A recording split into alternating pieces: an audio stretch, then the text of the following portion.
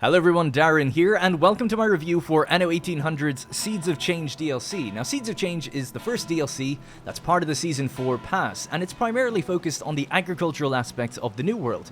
But it's also got its own standalone scenario, the Seasons of Silver, which will sort of see you exiled to a Mexican-style environment where the weather is fluctuating between dry, barren, fire-prone summers and then torrential, muddy monsoons. You'll have to manage tight deadlines in order to work all new production chains and deliver precious silver back to the crown. Now, the DLC is really quite good. I went into it pretty much not knowing anything about it, and I think it offers a lot of content to sink your teeth into, both for new or returning players, but it also fits into longer running campaigns, and it gives you a lot to think about and to optimize. If you're just sick of your own existing campaign and maybe the thought of starting a brand new one is just a bit daunting, then this scenario is a breath of fresh air and a real challenge as well. So let's discuss the new mechanics at play in the New World. Now, the focal point of Seeds of Change is the Hacienda, a new hybrid building that bridges the gap between residential zoning and industry. To unlock the Hacienda, all you need to do is have unlocked Obreros, which is the second tier of residents in the New World, so it doesn't really take that long to get to. The placement of the Hacienda is very important, as it can only be built once per island, and it has many capabilities that improve housing, farming, and production, so choosing where it goes can be a little bit tricky because it really does come with benefits for practically wherever you place it. To tap into these benefits, you build unique Hacienda modules, which are really more like just straight up buildings than modules because they don't actually require a direct connection to the Hacienda.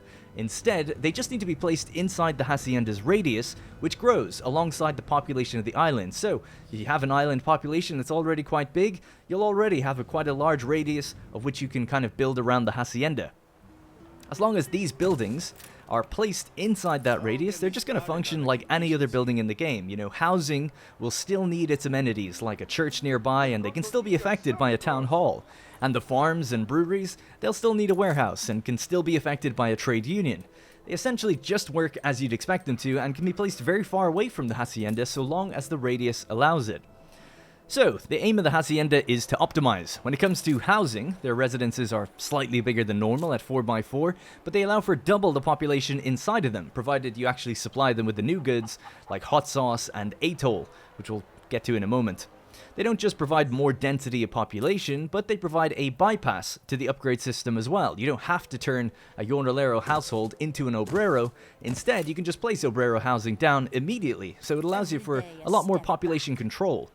So that's the housing side of things. When it comes to farming, the Hacienda farms are both flexible and optimal, taking up far less module space, but also allowing you to ignore fertilities completely and just plant whatever you need.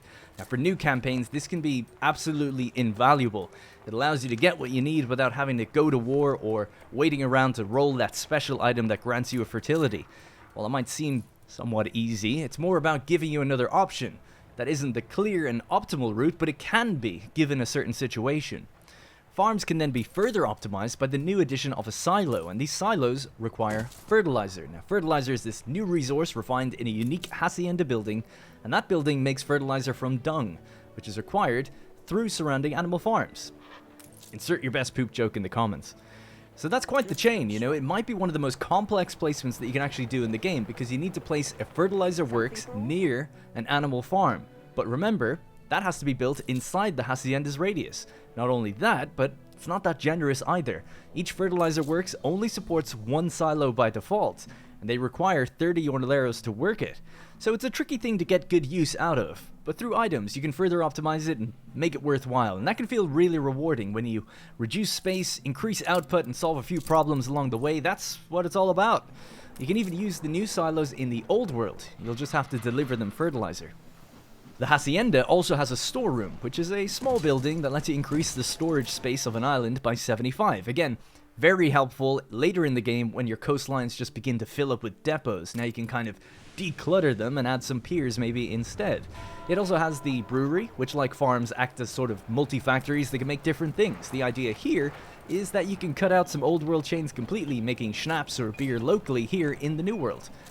Some things need to be made here though, like hot sauce, a personal favorite of mine. It simply comes from spices, which you can now grow in the New World, but interestingly, this also works with Land of Lions, where if you have the DLC, you can grow spices in Embesa and ship them up here to be made into hot sauce, further saving precious farming space.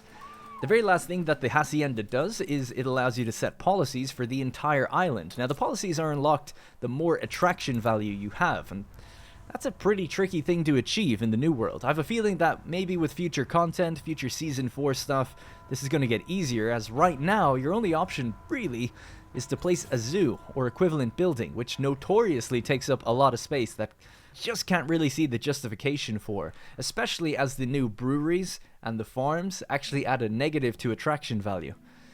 A nice challenge though, perhaps.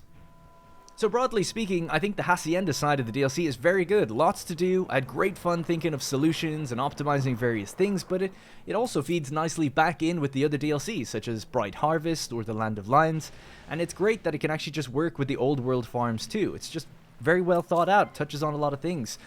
But there is one problem. There's some really nice ornaments, and I love the look of the Hacienda and pretty much all of its buildings, as always. Just top content from the team. The game is just gorgeous. Still now, years after its release, it just still sets the bar for detail. Unfortunately though, there is this weird decision to make the pathway of the Hacienda both limited in use, and it has to connect to the Hacienda main building.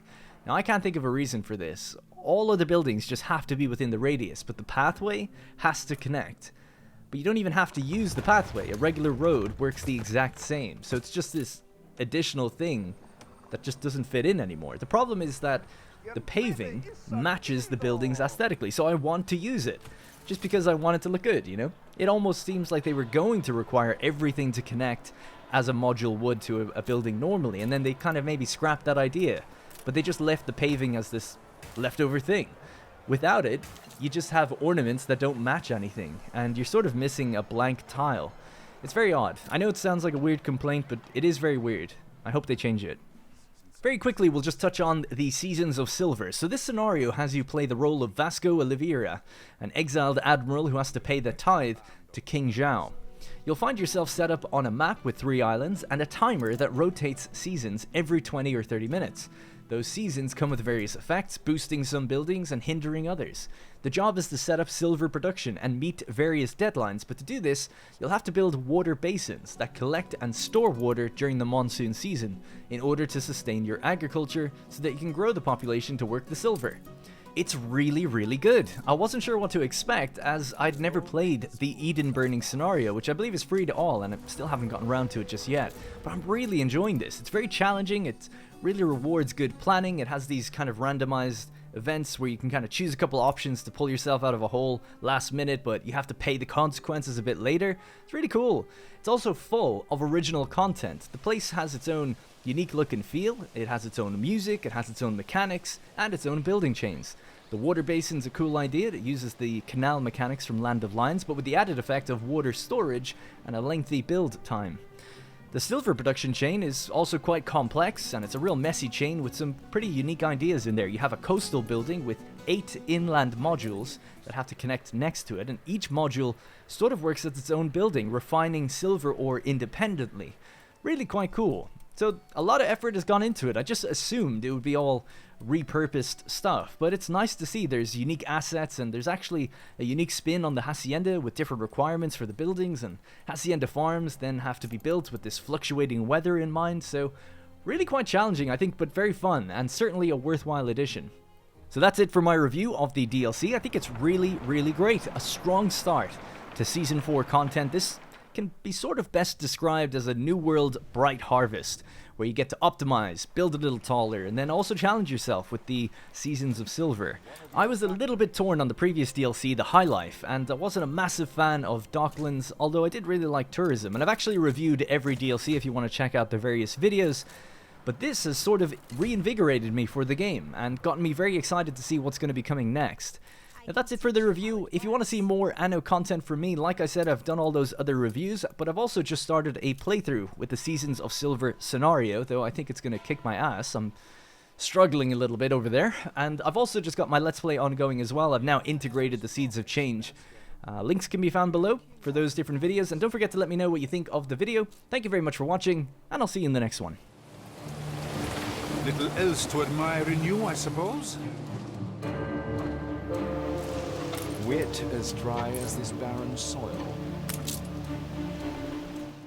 Hey guys, thank you very much for watching, and remember, if you want to support this series directly, you can click the join button to become a channel member. Doing so will get your name in the credits, as well as loyalty badges and emotes to use in the comments. If you don't see the join button, it means the video is being copyright claimed, but you can still join from the channel page on desktop. You can also link your account to our Discord to get a special role on there that'll give you access to the Senate House and a few other perks.